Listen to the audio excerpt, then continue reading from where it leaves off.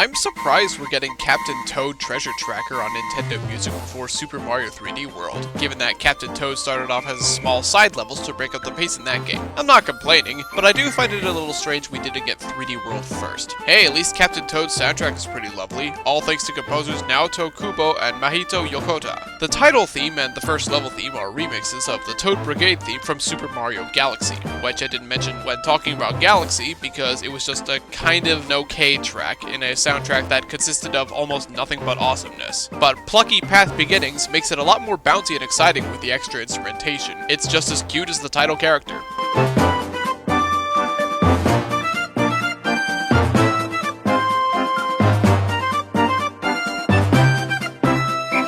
Walleye Tumble Temple sounds appropriately mystical with the sitars, and they mix together with the silly synths way better than you would expect.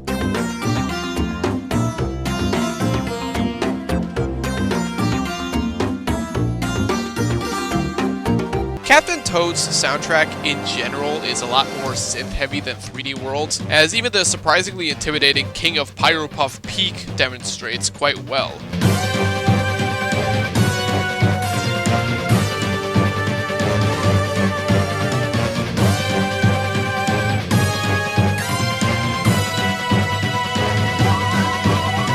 Several tracks from 3D World get remixed in this game, including Piranha Creeper Cove, which sounds a little less tropical than it did before, but I still like it about as much as the original, which was pretty great to begin with.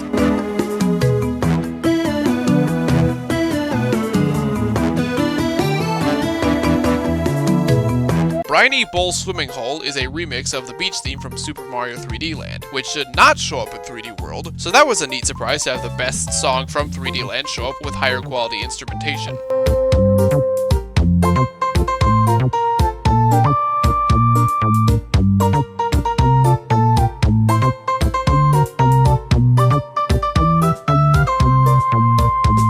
Coins Galore is the umpteenth remix of the slider theme from Super Mario 64, and the harmonica makes it probably the happiest version of the song yet.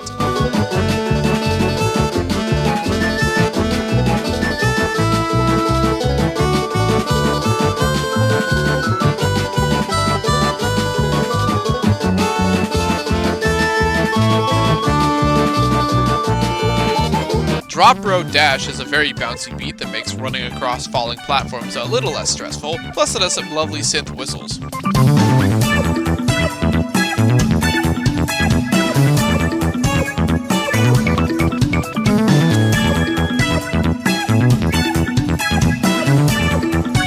Blizzard on the Star Express is crazy. It's a holiday-themed version of the Bullet Express from 3D World, and it somehow works great.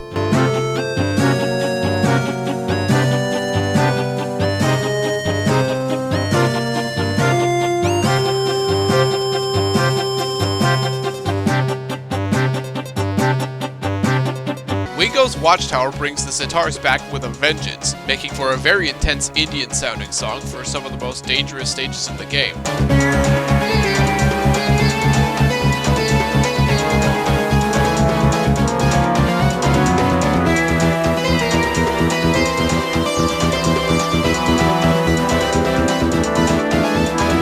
Minecart Sunset Rundown remixes Sprawling Savannah from 3D World into a jaunty Wild West track, and I think I might like this slightly more than the original.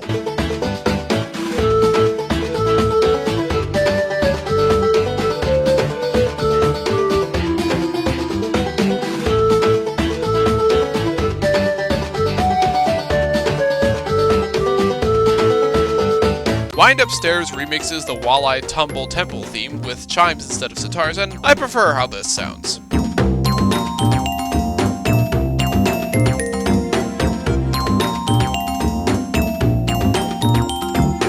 Battle Tower Blitz is that rare combination of silly and intense, while also kind of sounding like Fuzzy Flood Mine from 3D World.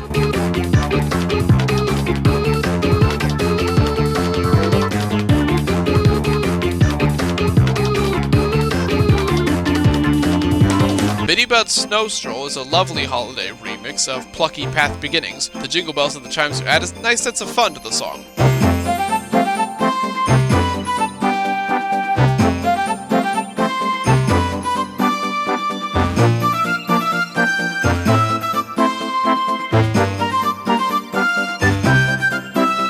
If you were wondering where all of 3D World's jazz went, Razzle Dazzle Slider is where. It's pretty short, but very, very sweet.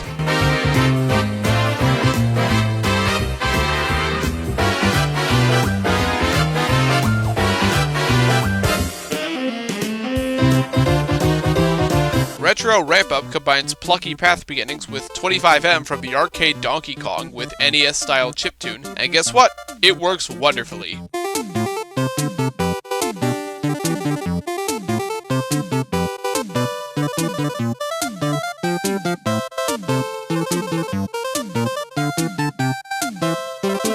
Wingo's Whackdown doesn't rank up there with the great 3D Mario final boss themes, but it's a suitably intense track for the final showdown with this giant bird.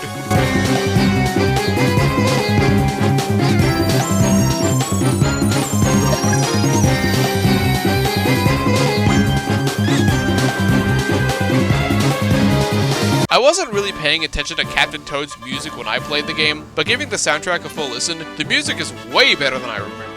The cute synths give Captain Toad a unique sound that lets him stand apart from Mario, but it still has the same variety, energy, and memorable melodies that make the Mario Galaxy games, 3D World, and Odyssey's music so great. If I have any complaints, I'd say that Captain Toad lacks any true, outstanding songs. What we have here is really, really good across the board, but it doesn't have any instant classics like the Mario games always do, which is why it can't break into like the top 10. That being said, you might think I'm crazy for this, but I'm putting Captain Toad Treasure Tracker ahead of The Legend of Zelda The Wind Waker. I think Wind Waker has a couple songs that outdo Captain Toad's best, like The Great Sea and Ganondorf's boss theme, but Captain Toad's soundtrack is more consistently memorable and fun to listen to for me. Though, I don't think it's quite on the level of Super Mario 64, so 16th is where this game will stay for now. I'll see you next week for the next episode of Nintendo Music Weekly. Let's hope the positivity keeps on rolling. Bye!